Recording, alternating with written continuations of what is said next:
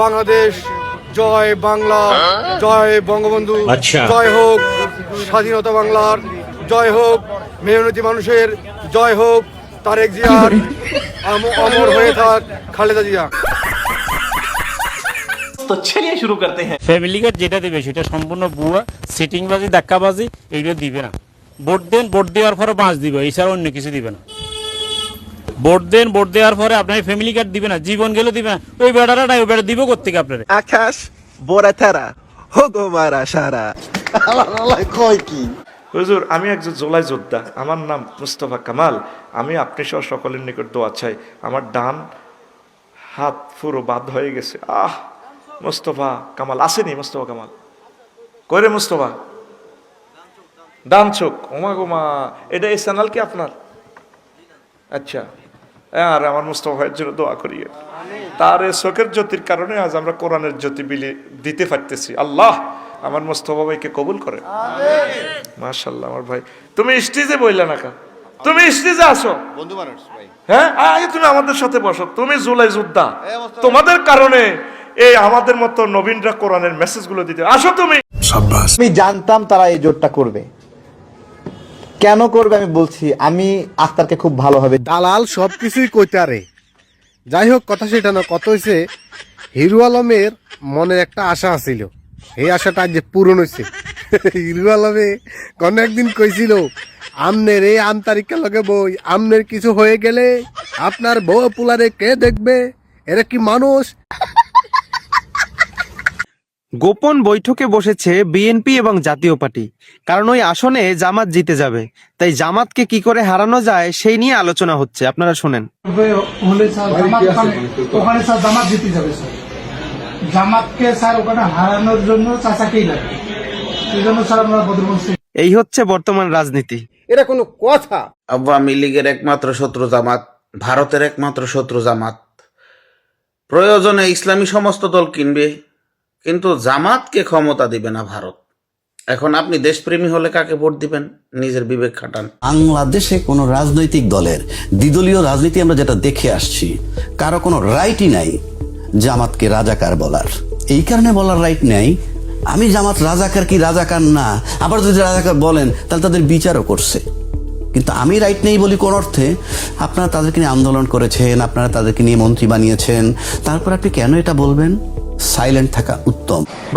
একটা সময় বেগম খালেদা জিয়াকে এক কাপড়ে ঘর থেকে বের করে দেওয়া হয়েছিল, তখন একটা নেতাকর্মীকে পাশে পায় নাই। আজকে 17 বছর পর তারেক জিয়া দেশে আসছে, এখন নেতাকর্মীর অভাব নাই। আসলে কি এটা দলের প্রতি ভালোবাসা নাকি নিজেদের পকেট গরম করা? এই তো ভাই, এতদিন পর লাইনে আছেন। আরে ভাই, 1 বছর আগে ছিলেন বিলাই। এবং হুঁশিয়ার করে দিতে চাই আমরা সকল পক্ষকে, বিএনপি বসে থাকবে না, বিএনপি তার জবাব সাথে সাথে দেবে। আমরা খুব পরিষ্কার করে বলতে চাই যে আমরা কোন রকমের কোনো সন্ত্রাস চাই না, কিন্তু বিএনপির উপরে কোনো আঘাত আসলে বিএনপি কখনোই কিন্তু সেটাকে আপনার সহজভাবে নেবে না, এবং তার কিভাবে জবাব দিতে হয় বিএনপি সেটা জানে। এখন আপনি বাঘ হয়ে উঠছেন, সেই বাঘের কণ্ঠ কার সাথে দেখাইতেছেন? এই দেশের নিরীহ মানুষের সাথে। আওয়ামী লীগ কয়টা ধরে চেষ্টা পারছেন? কয়টা আওয়ামী লীগের বিরুদ্ধে অ্যাকশনে যাইতে পারছেন? অধ্যত্ব আর অহমিকা আপনারা এইবার লাস্ট চান্স যদি বাদ দিতে না পারেন, আপনাদের দেশে আর কোনো রাজনীতি থাকবে না, মানে থাকবে না, মনে রাখেন। সেদিন মির্জা আব্বাসদের গাদ্দারির কারণে বাংলাদেশ পরাজিত হয়েছিল। সেদিন মির্জা আব্বাসদের গাদ্দারির কারণে বেগম খালেদা জিয়া পরাজিত হয়েছে। সেদিন মির্জা আব্বাসদের গাদ্দারির কারণে আজকে 2024 সালে আমাদের 2000 ভাই বোনদেরকে আমাদেরকে হারাতে হয়েছে। যদি সেদিন সম্মিলিতভাবে আমরা আওয়ামী ফ্যাসিজমকে মোকাবেলা করতে সক্ষম হতাম, আমাদের এই ছোট ছোট ভাই বন্ধুদেরকে আমাদের হয়তো হারাতে হতো না। বিএনপি নেতা মির্জা আব্বাসের নেতৃত্বে আমরা উপস্থিত হওয়ার কথা ছিল। দুর্ভাগ্যজনক ভাবে সেদিন 2013 সালের 29শে ডিসেম্বরের আগের দিন বিকাল থেকে ঢাকার এক সময়ের কিং, সাবেক মেয়র, বিএনপির ঢাকার সাম্রাজ্যের একমাত্র অধিপতি মির্জা আব্বাসকে আর ফোনে খুঁজে পাওয়া যায় নাই। আমরা মনে করি দেশের অভ্যন্তরে এবং দেশের বাইরে পতিত ফ্যাসিবাদী শক্তি নির্বাচন পিছানোর বা নির্বাচন বানচালের যে ষড়যন্ত্র আছে। নির্বাচন আগে দেশ ঠিক কর, আগে দেশ ঠিক কর। দেশ থাকলে বহুত মন্ত্রী এমপি হইতে পারবে। গদিতে বসার জন্য রক্ত দেই নাই। 35,000 পঙ্গু হয়েছে, 2,000 শহীদ হয়েছে। ফাইসলামি করবা না কেউ।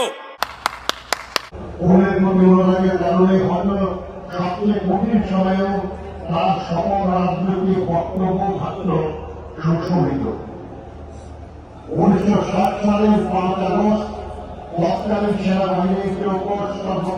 একটু কথা বলতে চাই ফাতেমাকে নিয়ে।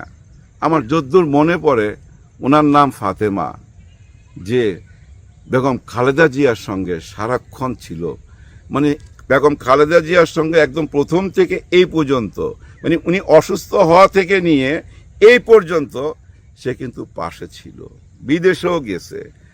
এবং আমার মনে হয় পৃথিবীতে প্রথম একজন ভদ্র মহিলা যে স্ব ইচ্ছায় জেলখানায় গেছে।